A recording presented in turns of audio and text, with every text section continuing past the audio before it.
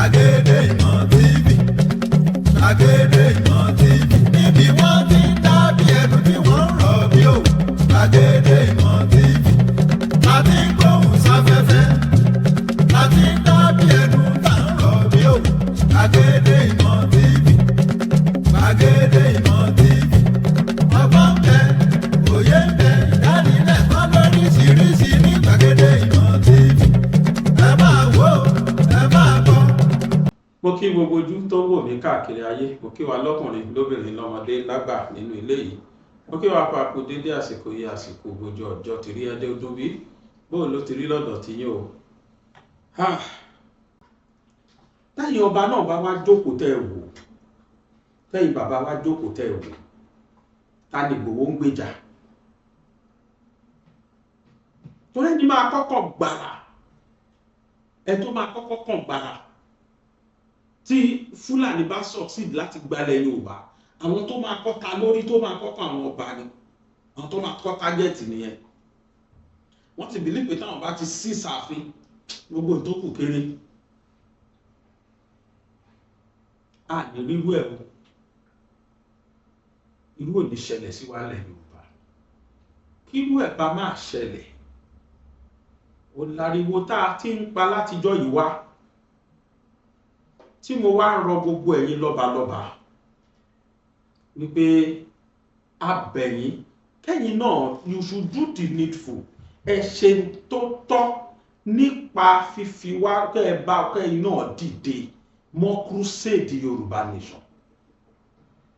Kò sẹ́ni tó yọ yín lóyè. Ọba Olúgbọ́n tí ìgbàgbé Olúgbọ́n bí ọba Kútadẹ̀ ni lọ́ba kan ṣo tá a rí tó dúró lórí ẹsẹ̀ méjèèjì pé ṣe no going back, Yorùbá nation la gbọ́dọ̀ declare. Gbogbo àwọn bá tó kù ń gọ sẹ́yìn abẹ́rẹ́ ẹ̀rù bá wọn. Ṣùgbọ́n àwọn Fúlàní yóò fọba lọ́rùn lẹ̀, wọn ò fi baálẹ̀ lọ́rùn lẹ̀, kò sì tún tí wọn ò pa tán. Yes, a rí bẹ́ẹ̀ nígbà tó jẹ́ pé divide and rule ni wọ́n ń ṣe fún wa nílẹ̀ Yorùbá. Àwọn tí wọ́n ti rí mú nínú àwọn olórí wa, wọ́n ti nǹkan táwọn yìí sí wọn lẹ́nu, àwọn náà dẹ̀ rí pé oyin ń kọ́ sáwọn lẹ́nu. Àwọn òbí tá à ń ṣe iná ọ̀dà, ò ṣe ṣọ́ọ̀pá yín, ṣé Fúlàní gbé yín ẹ fara mọ́. Kò sẹ́ni lè sòótọ́ ọ̀rọ̀ mọ́. Káwọn bàbá máa claim wá ní kò sàgbára lọ́wọ́ àwọn, kí ló dé tí ò sàgbára lọ́wọ́ yìí? Ọmọ yín ló wà l'Àbújá lọ́wọ́lọ́wọ́ yìí. Tí gbogbo ọba bá parapọ̀ lẹ́nìí, àpapọ̀ gbogbo ọba ilẹ̀ Yorùbá, tẹ́ ẹ bá parapọ̀ lẹ́nìí, tẹ́ ẹ bá gba Àbújá lọ, àwa kí yín ni o, Your Excellency, ní orúkọ gbogbo àwọn ọba ilẹ̀ Yorùbá, ohun tá a fẹ́ ni freedom fún ilẹ̀ Yorùbá. Kò sí irú program tí Tinubu lè máa ṣe, kò lè nìkan da gbogbo yín tí sẹ́gbẹ́ wọn lẹ́ẹ̀kan náà láyé, kò ní sọ bẹ́ẹ̀.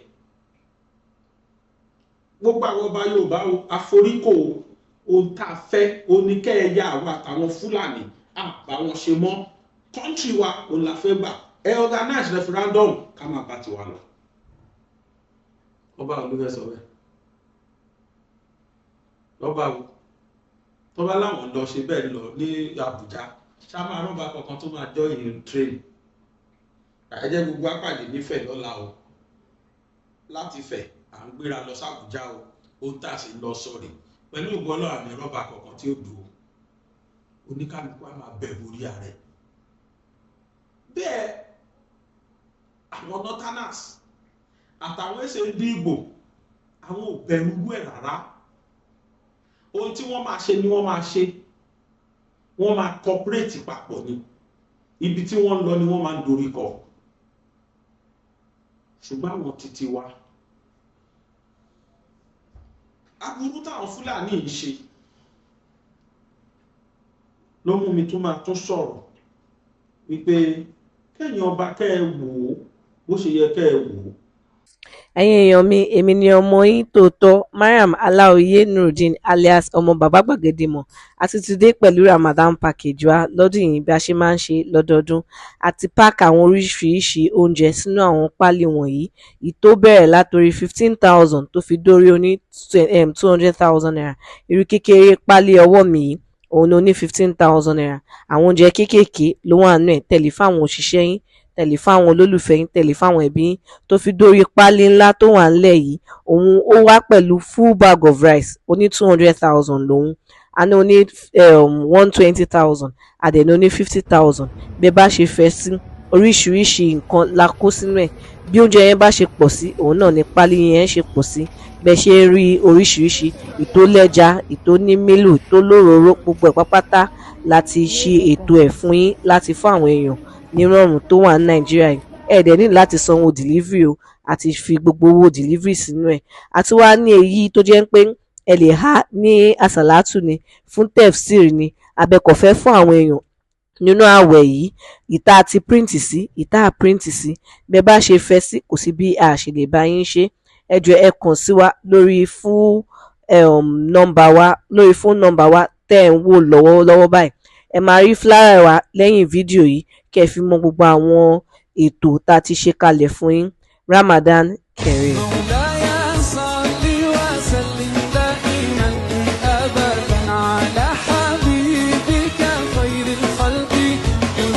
ọmọ mi tí gbogbo wa mọ̀ Mariam tó ní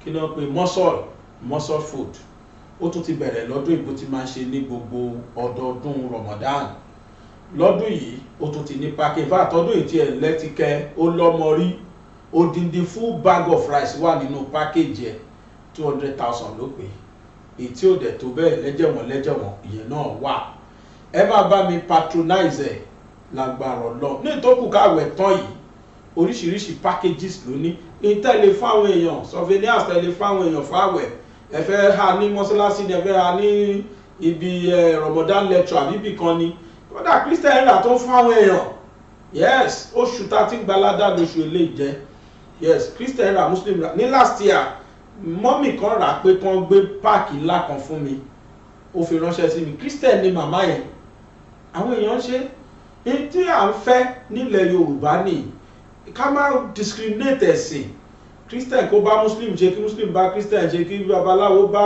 anybody ṣe Yorùbá ni wá a kì í ṣe ọ̀tá irú tí mo fẹ́ òun náà ni gbogbo wa ẹ jẹ́ ká patronize Mariam Aláwìyé ẹ bá mi patronize ẹ nítorí tọlọ́run ẹ bá mi patronize ẹ yà ọmọ yín ni o gbogbo ọmọ bàbá gbàgede mọ ọmọ yín gbogbo wa náà ni kódà àwọn èèyàn máa ń bá mi dáṣì ẹ ní nǹkan pàápàá tó máa ń ròyìn fún mi ẹ bá patronize ẹ fóònù nọ́mbà ẹ òun náà lẹ ń wò lójú ìwòran yẹn 0703 0124 167 oríṣiríṣi lẹ́jọ̀wọ́n àti lówó ńláńlá òní packages tó ní oríṣiríṣi oúnjẹ ló wà nú ẹ̀.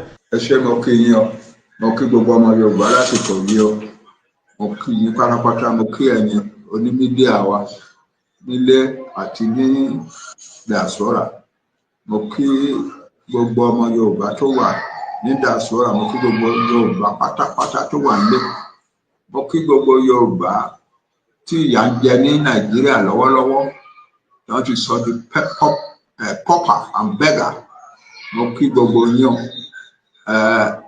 ẹ kú àsìkò yìí nǹkan tí mo fẹ́ sọ ó ṣe pàtàkì púpọ̀ kì í ṣe Yorùbá wa nìkan ni mo fẹ́ sọ sí nǹkan tó yẹ kí n sọ kí gbogbo ayé gbọ́ ni àti débi tá à ń lọ káàdé wa máa sòótọ́ tó máa gbé wa jáde kúrò nínú àjàgà Nàìjíríà lókù torí náà ẹ fún mi láyè ẹ ní bínú sí mi tí n bá sọ nǹkan tí mo fẹ́ sọ lénìí ní èdè English tí àwọn púpọ̀ káàkiri ayé máa lè gbọ́ mo fẹ́ particularly àwọn tó ń ṣèjọba ayé kan lè gbọ́ nǹkan tí mo sọ ó má di pé wọ́n ṣe wá sọ pé kí ló ń sọ wọ́n á máa translate fún wọn torí náà ẹ jọ̀ọ́ ẹ dáríjì mí. What I have to say today is very important. It is so important that I will not be rendering it in the Yoruba language because it is a message not only for the Yoruba people but for the entire world, for the international community. I want significant entities in the international community to hear me clearly, because we Yoruba, we have reached the point now. We have reached what we regard as the door to our goal, and we need to let the world know what we are doing and why we are doing it. We were included in what is now called Nigeria in 1914 through an amalgamation, which the British organized by themselves alone, without any input or signature from any Yoruba person or authority. Our traditional rulers existed, but they were not invited to be part of it. There were highly educated Yoruba people in our country. We have been producing university graduates as far as the late 1850s. But none of the leading citizens of our land was invited to be a signatory to the amalgamation decree of 1914, of January 1, 1914. We were treated like a conquered people, even though we were not a conquered people. And we were included in a country whose purposes we did not know. Nigeria was created in 1914 for the purpose of benefiting British colonial interests in Nigeria.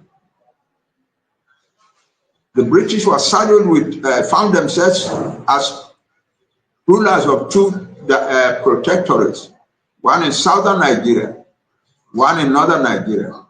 The one in northern Nigeria could not produce the income, the revenues to pay the salary of the British officials working in the northern protectorate. And so it became necessary for the northern protectorate to appeal to the British government annually for subsidies to enable them to pay their salaries. And finally, in 1914 January, in 1913 September or November, the British government decided in London that Nigeria be amalgamated. And on January 1, 1914, Nigeria was amalgamated. The two protectorates were amalgamated to make Nigeria. That meant, essentially, no more than that the resources of the South was being used to finance the protectorate of the North. In the next many years, in the next 30 years, nothing happened. The two protectorates just went on their own. The only thing was that the resources of the South were taken from time to finance the North. Then came the Second World War. And at the end of the Second World War, the world, led by the United States of America,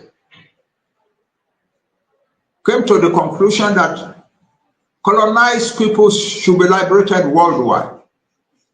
And so the picture arose of a Nigeria that will become an independent country of Nigeria. And under the arrangements for that event, constitutions were created. The constitution that was finally put together in 1949 to 51 divided Nigeria into a federation. And the North was made a region. The protectorates in the South, the Southern Protectorate was divided into two, an Eastern region and a Western region.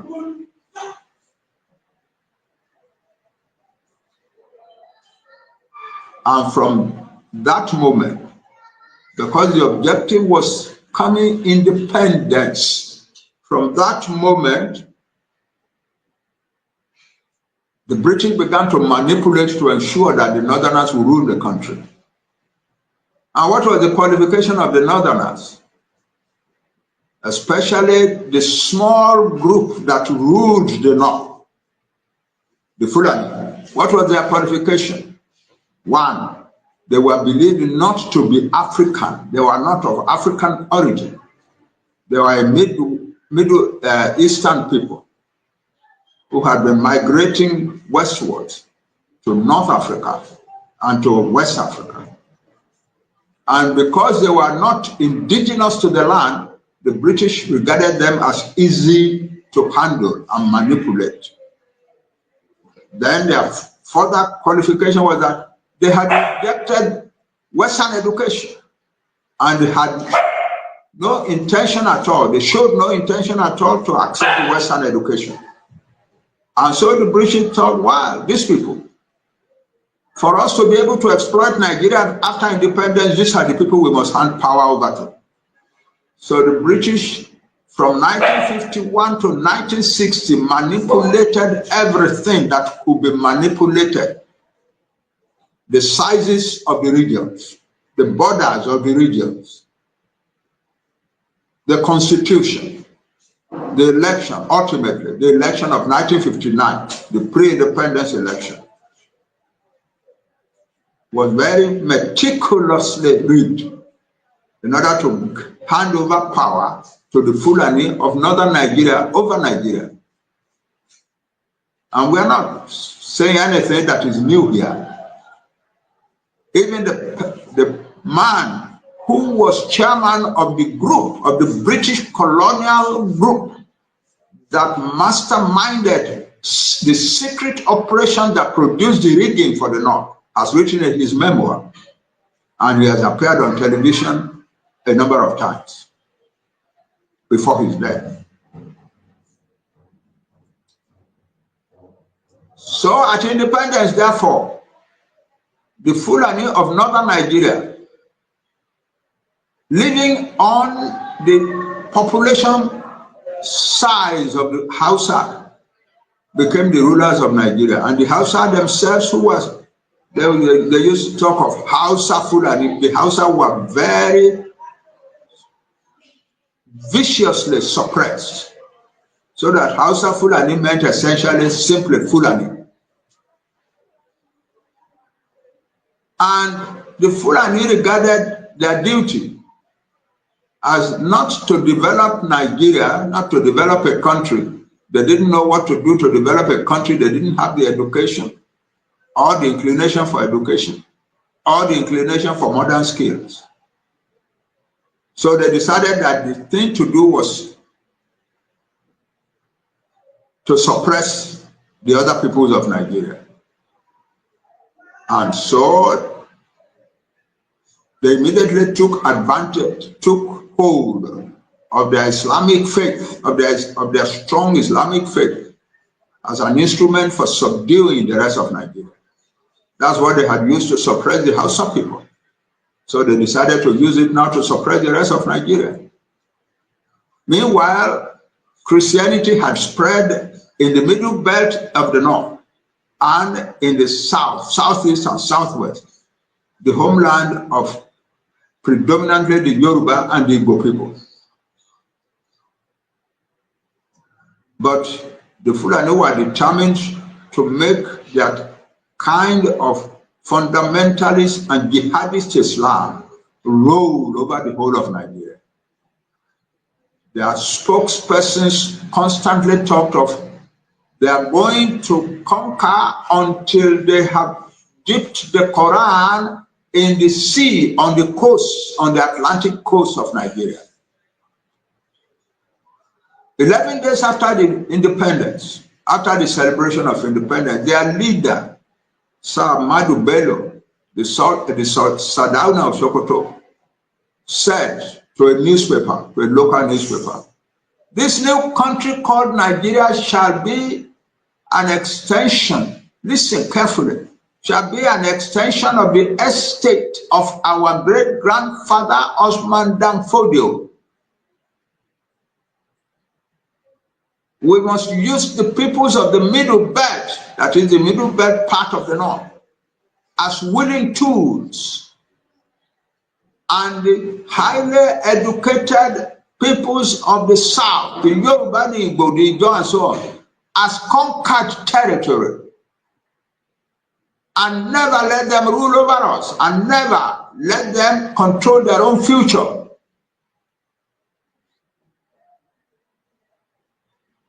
Nigeria was to become an extension of the estate of Osman Dan Fodio. What was the estate of Osman Dan Fodio? Conquest by Islam, by fundamentalist jihadist Islam, period. So the whole of Nigeria was to be rolled over by Islam. And that is the agenda that they have been pursuing since then. As soon as Nigeria became independent, the northern rulers of Nigeria decided that the first enemy to be handled, the first enemy to be subdued, were the Yoruba of the Southwest, who are the most educated people in Nigeria, the largest single ethnic group, the people who had produced Africa's first program of free education and so on. But they were a danger. They were an enemy from two perspectives. The first is that they were a people, they are still a people, who have a tradition of religious tolerance, which has created a situation in which there were millions of Christians and millions of Muslims and millions of traditional worshippers among the Yoruba people. An American team that studied Nigeria, that did some research on Nigeria for an agency of the American government, wrote in 2003, the Yoruba are a model of modern coexistence and tolerance, because we found Yoruba Christians, Muslims, and traditional worshippers living harmoniously and happily, not only in the same towns, but in the same households. That's who the Yoruba people were. But that kind of culture was a danger to the Islamic agenda of the Fulani, because it meant that the Muslims among the Yoruba could never become jihadists or fundamentalists or terrorists. No way. There is hardly any Yoruba family that does not have some Muslims, some Christians, some traditional worshippers. And so to get a Yoruba man to agree to wage war, the war of Islam, a jihad against his own people, is impossible. And so the Northerners regarded the Yoruba people, Muslims and all, as a danger to the Islamizing program. And moreover, among the Yoruba, the largest and most powerful denominations of Christian denominations and groups were emerging among the Yoruba. And so that added to the feeling that the Yoruba were a special danger to the program of Islamization. The Gotu in the East are almost all Roman Catholics. Muslims were few among them. And so they too were a danger to the Islamic agenda. And the Islamic agenda actually meant that the Fulani will control all of Nigeria, not just the federal government, but all of Nigeria. And so the first group to be subdued were the Yoruba.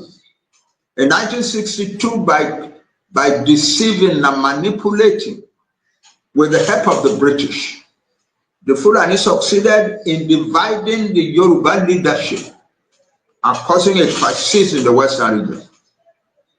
And even though there were no riots or disturbances in the Western region, the federal government under the Fulani then declared a state of emergency in the Western region with the objective of pulling down the Western region.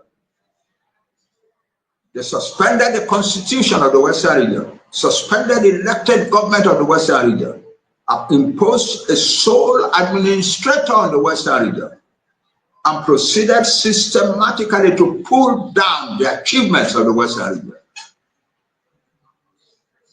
And also to rig election in the Western region in order to put in charge of the Western region persons who are inclined to be submissive to the Fulani. So my brothers, educated people like me, and businessmen, and the Yoruba elite in general, you are getting this, who are getting this message wrong, who are not getting this picture correctly, to begin to educate themselves and get it correctly.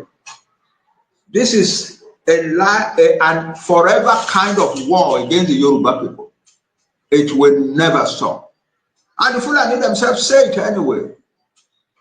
We are ready to fight this war forever. We are ready to fight it for decades, for centuries, until we win, until we dip the Quran in the sea, until we turn every one of these people into jihadist, fundamentalist Islamists.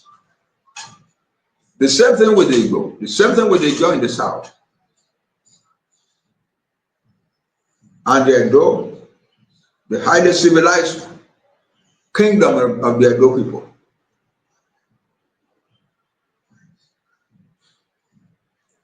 And the hundreds of smaller nationalities in the Middle Belt. Even under the first government of the Republic, after independence, it was quite common for the premier to lead jihadist sorties into the Middle Belt in order to subdue the Middle Belt and make the Middle Belt the willing tools of the North, of the Fulani. And so here we are, and then the manipulations and the distortions in the Southwest led to ultimately a Yoruba revolt in 1965 to January 1966. Because the revolt was shaking the foundations of the country. A group of young Yoruba and Igbo soldiers, officers in the army decided to take over the government. And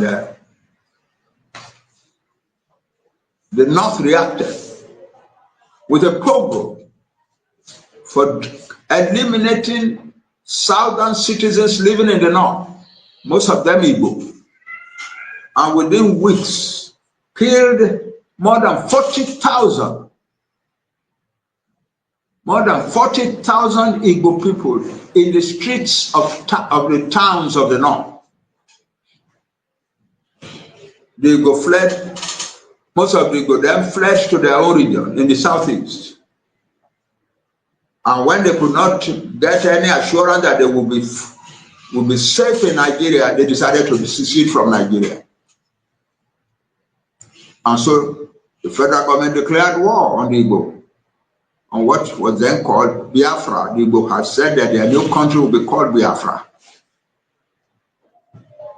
And in that civil war, more than 2 million Igbo people died. The war lasted for 30 months. When it was over, what had happened is that the hold of the northern Fulani had become stronger on the country. And so a series of military coups organized by Fulani officers ruled Nigeria from 1966 July until 1999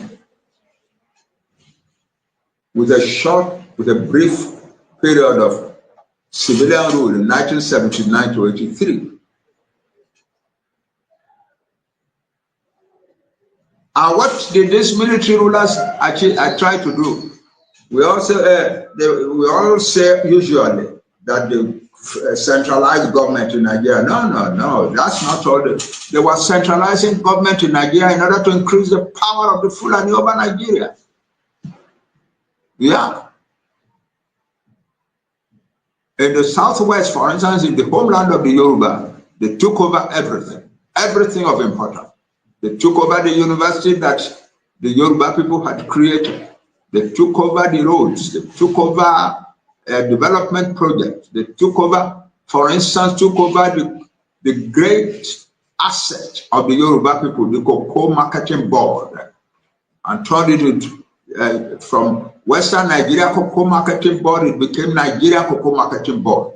And they appointed a northerner as chairman of the Cocoa Marketing Board, a chairman who had never seen a cocoa tree in all his life. Then they took some of the estates that the Yoruba people had established in Ikeja and Papa and so on, and handed it over to individuals, some of them northerners. That's what happened. And they destroyed the rest of the economy of the Yoruba. The large plantation of palm trees in Okitipupa were allowed to be abandoned, were more or less, because the federal government, under these military rulers, believed that they should not allow the Yoruba to return to the position of high development that they had achieved before independence.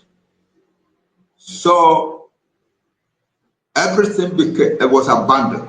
Everything was taken over and abandoned.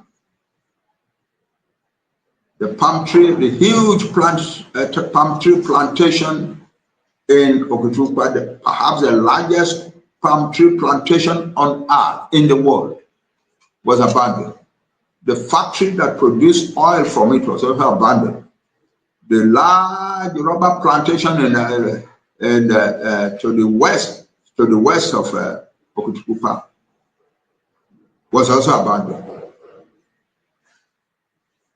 The second largest rubber plantation in Africa, and so too was the citrus plantation in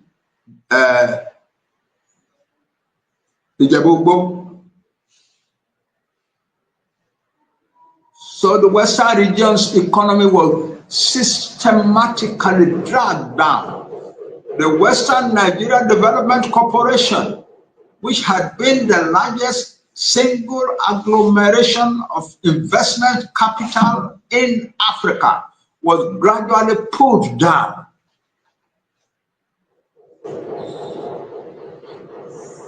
And the result is that the products of the free education in the Yoruba West became unemployed masses of educated young people.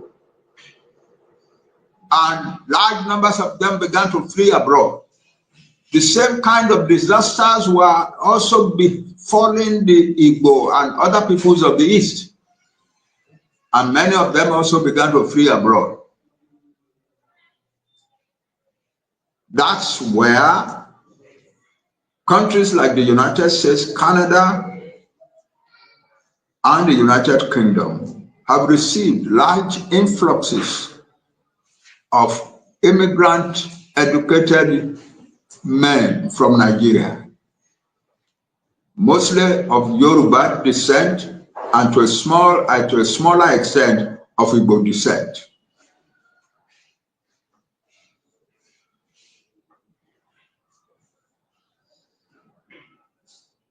Having succeeded that far, the Fulani finally decided we have to conquer this country fully.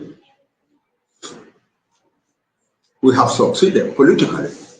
Now we must succeed in actual fact. So from about the last years of the 1990s, they began to hold secret meetings with Fulani leaders from other parts of West Africa. By 2011, they had come to the conclusion that they could conquer Nigeria.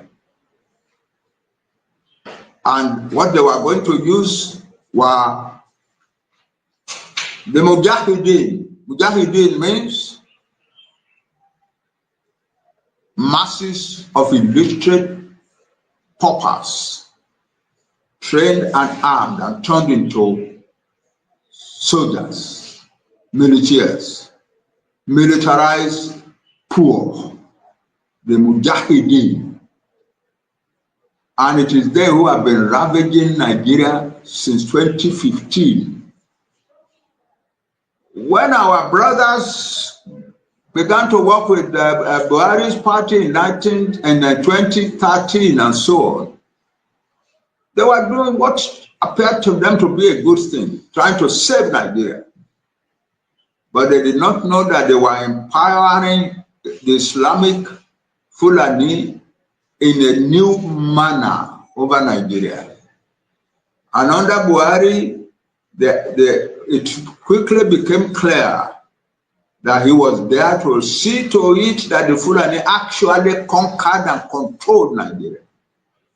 And so large numbers of people began to get killed.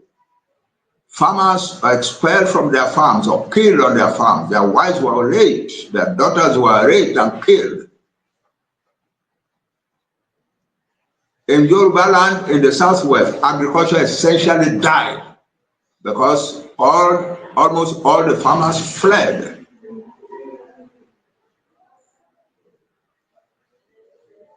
But the Western world was supporting the Fulani and propagating the lie that what was happening in Yoruba land and Igbo land and so on was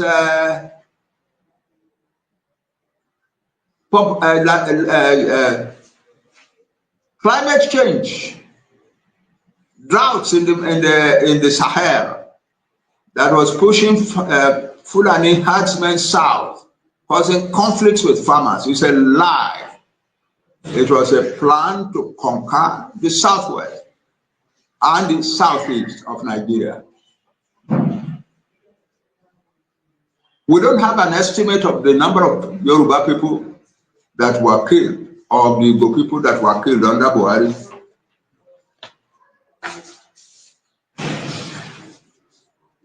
But some young men, some Yoruba young men gathered together and did some research and came to the conclusion that in the 8 years of the Buhari administration, and the Buhari administration was openly, manifestly complicit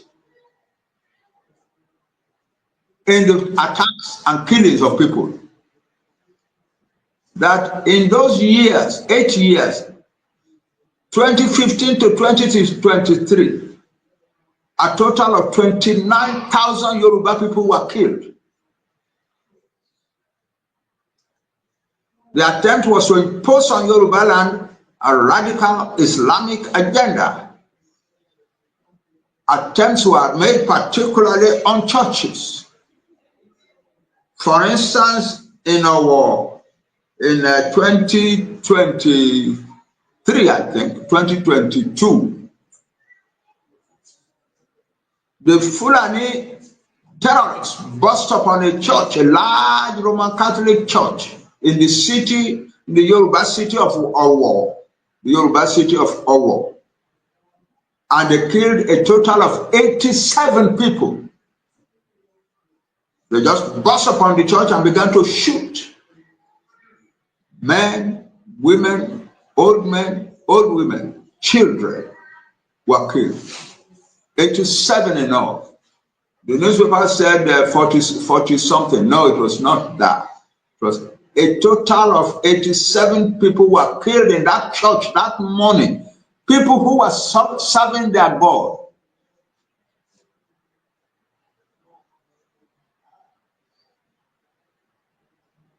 And so, this is what we have been living with.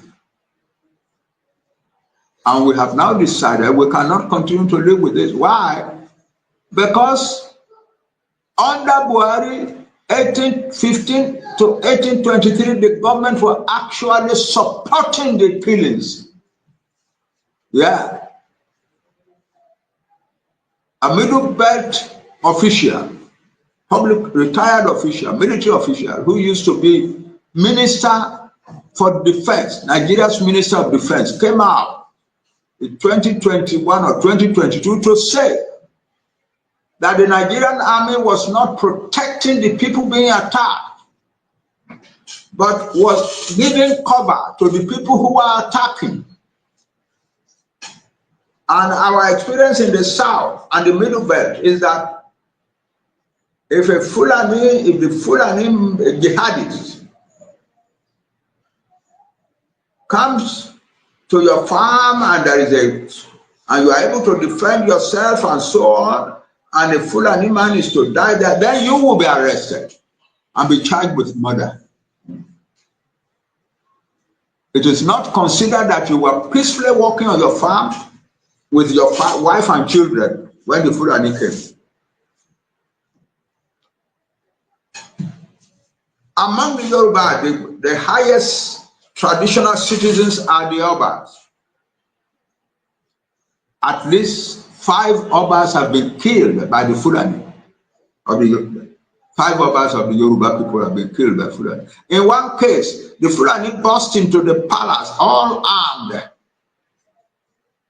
and gathered the Oba together with his wife and children and told them, "We are kidnapping you, we are taking you away." The Oba said, "No, you cannot take me away, it's impossible."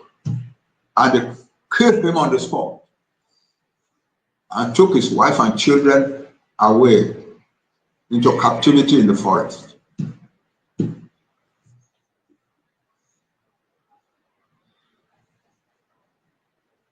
Yoruba politicians listened to their people. In 2020, I was one of the people who went to the governors of the Western region, of the Southwest, of the Yoruba Southwest. And we told them, we must not allow our young people to go and confront these Fulani barbarians in the bush. Our young people are all products of higher education. Our parents have invested heavily on education for these young people. It will be a tragedy for the Yoruba nation to see them perish in the bush, fighting barbarian, illiterate mujahideen. So our governors agreed with us, graciously agreed together to create an institution that the state will use to protect its people, and they called it Amatekun. The federal government immediately also said Amatekun was an unconstitutional creation and must be disbanded. Well, Amatekun is no longer of any value today in the defense of Yoruba land.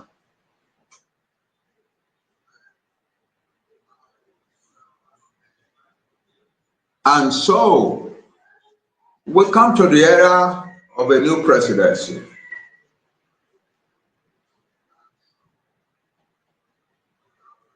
I need to add before I go on to this new presidency, that in order to make sure that not only is agriculture destroyed in the Southwest, the Yoruba Southwest, but that the Yoruba Southwest will not be able to get food from other Yorubas who are living beyond the border in Benin Republic.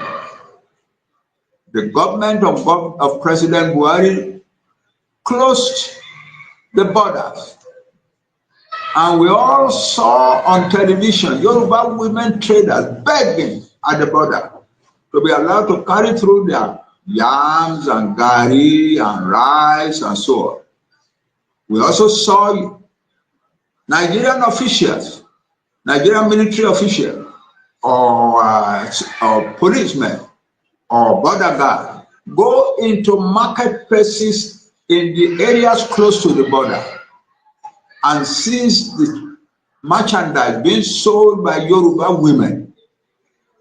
The idea behind all of this, it was to make sure that the Yoruba will be prostrate on their face. Yeah. Then 2023 came and another president was installed. They tried to stop him, even though he was a major creator of their party. They tried to stop him, but he was too strong for them. And he became president. But his reign, his leadership as president has shown that nobody, that the federal government of Nigeria, under anybody, no matter where you come from, cannot deal with the Fulani. You cannot deal with the Fulani. The Fulani are still killing and maiming and destroying as they said they would do. There is a statistic that has come out in this last December that in the first 12 months of the Tinubu presidency, from May 2023 to April 2024, a total of 614,000 Nigerians were killed by the terrorists.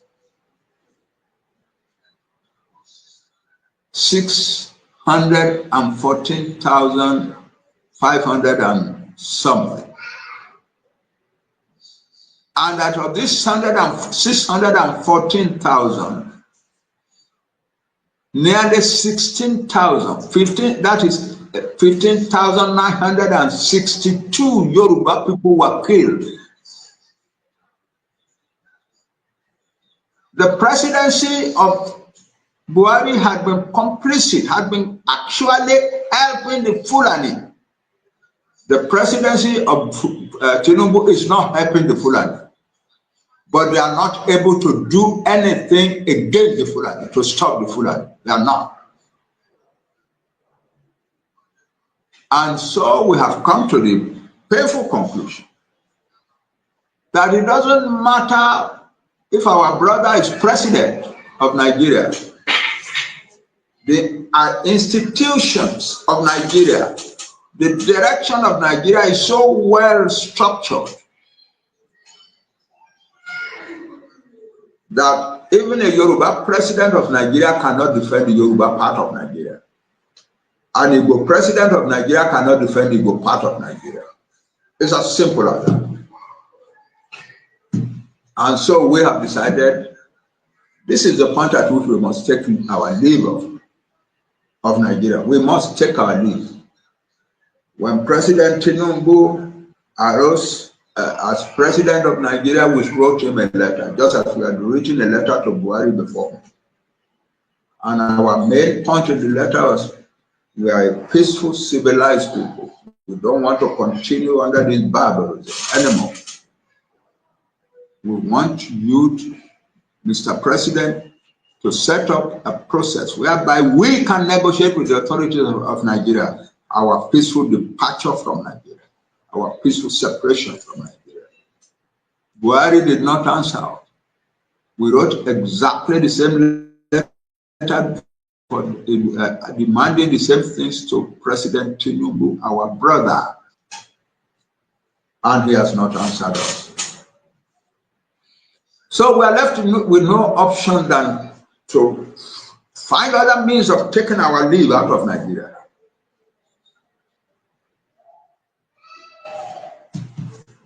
And so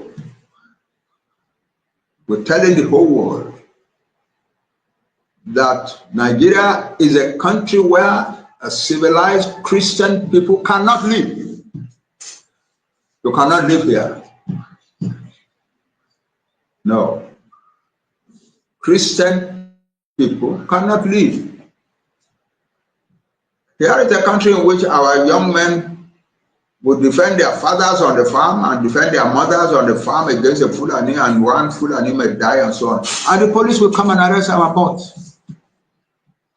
And when the Fulani people come and kill 20, 30, 40, 100 people in a village or in some villages, nobody goes after them. If a Yoruba group, a Yoruba village or an Igbo village is successful in actually holding a Fulani invader, attacking their village, They are able to overpower and hold them, not kill them. The police will come and take the Fulani away. And then the next thing you will hear is that they have been ordered by the higher authorities in Abuja to transfer the case from where offense was committed to Abuja. And that's the last we are going to hear about the case. The Fulani will not suffer.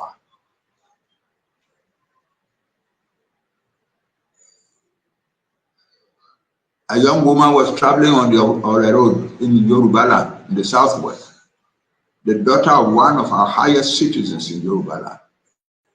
The Fulani came out of the bush and shot her in her car and killed her.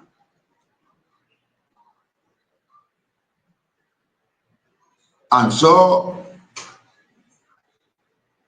we all mourned and wept and so on. But about a month later, the local farmers identified the Fulani who had killed the girl, and 4 of them were arrested. And we heard that, oh, they have been tried to court. But nothing has happened to them. We've never heard of the case since then.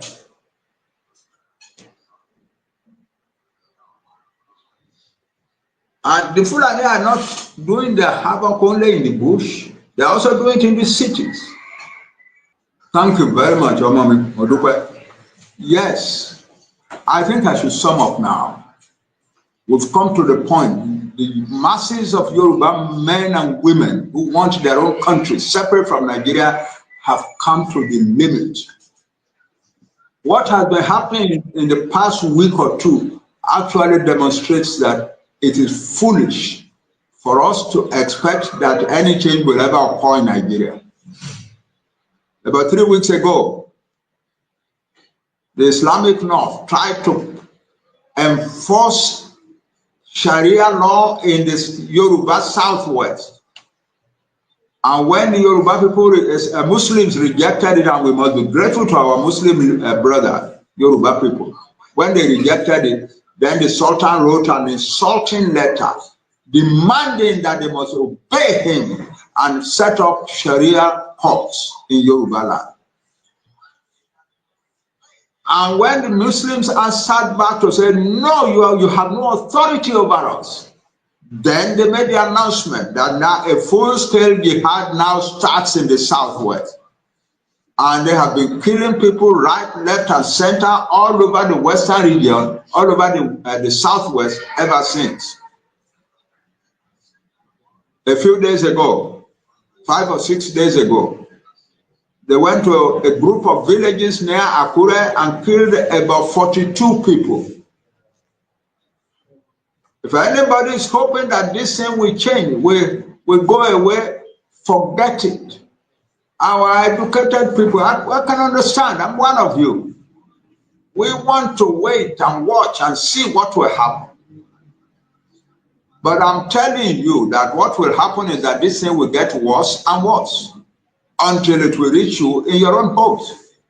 The Fulani actually declared war in January 2024, on January 24 and January 26, in which they threatened, among other things, that they were coming to inflict particularly painful suffering upon the Yoruba people. That they were going to go to Asorok, take Asorok from the federal government, and use Asorok as the base from which to conquer the rest of Nigeria. Don't make a mistake of thinking that this will come to an end. My brothers, I beg of you, stop thinking that it will come to an end.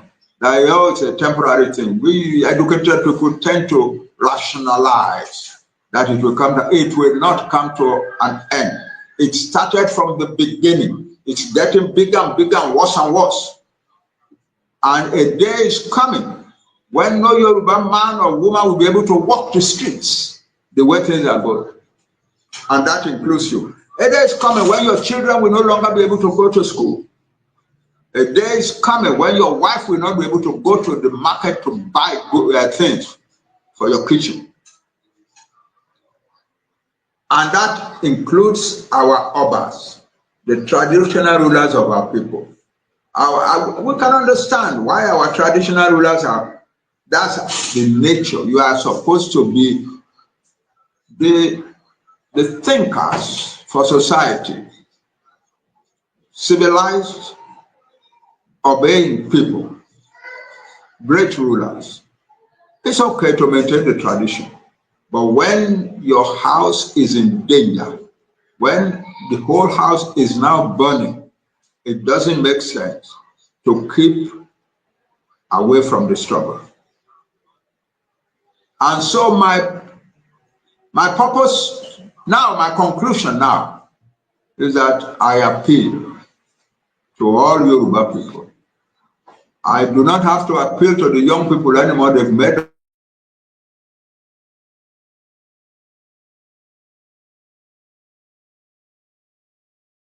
up their mind that final behind them. And large numbers of educated people like me are now beginning to come out to stand before them, behind them also. I am appealing to the rest, especially to those of you who have political influence in Nigeria. Come out and support your people and take your country from Nigeria and constitute it into the kind of country that you want. All of you, former governors, former legislators, former civil servants, come out and support your people and take your country from Nigeria and then constitute it into the kind of country that is good for you and your people. There is no wisdom hoping against hope. There is no wisdom living in the same, sleeping in the same bed with an enemy. Stop hoping. Stop hoping that someday it will change for the better. Nigeria will not change for the better. All the time, and it is changing for the worse and the worse and the worse. And you know that what I'm saying is true. We are all in it. They went so far, for instance, at the beginning of this kill and kidnap thing, that they kidnapped one of the highest citizens of the Yoruba people in Nigeria, Chief Onufa Alaye, former secretary to the federal government of Nigeria. And they took him into the bush and the rain for 4 days before he was lucky to have been ransomed and released. I was in America the day I had the news. With some young men around me, I hurried to Nigeria. To Nigeria the day after he was released. And I saw him, I burst into it. They had brutalized him severely. There were on his arms. They treat such an important person among us like that, and we let it be, and we say we continue with Nigeria. My people, don't let us get to the point at which the world will laugh at us as shameless people. Let us liberate our nation and get out. Our young people are ready to take their nation. Let our older and more established citizens join them now. It is the time to act. It is lies. The time is here, and your young people have decided. Oh, there is a question. Our brother Tinubu is president. Yes, we love him. He's one of us. Our duty to every one of our own people is to love them. We love him. We are even proud of his prowess in the politics of Nigeria. We are proud of it. He has chosen to spend his life seeking elevation in the politics of Nigeria is not what we want. That's not what we Yoruba people want. Yoruba people don't need a president of Nigeria. Yoruba people need their freedom. They need their peace of mind. They need to be able to go to their farms and make farms. They need to be able to send their children to school with peace of mind. They need to have their women going into the market to buy things with peace of mind. They need their society to be orderly. They don't want to hear from time to time that people have been killed there, people have been killed there, a number of people have been wiped out there. The Yoruba people don't want that. And so the answer is, we take our country and leave Nigeria. We are not doing it against Tinubu. Not at all. No Yoruba man will say, we won't do that. No. We don't hate our own, but our own is engaged in a venture that has become inappropriate for us as a people. And so we will take our lead from Nigeria. Thank you very much.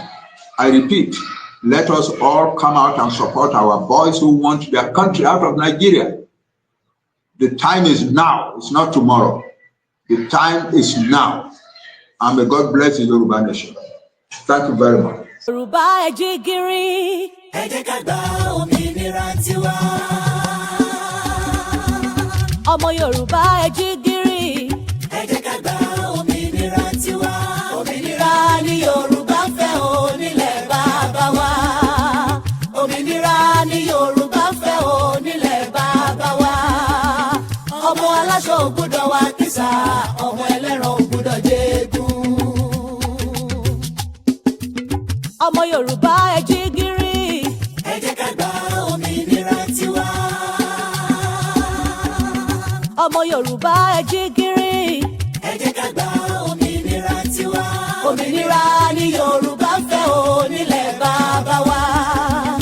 Òmìnira ni Yorùbá fẹ́ o nílẹ̀ bàbá wa.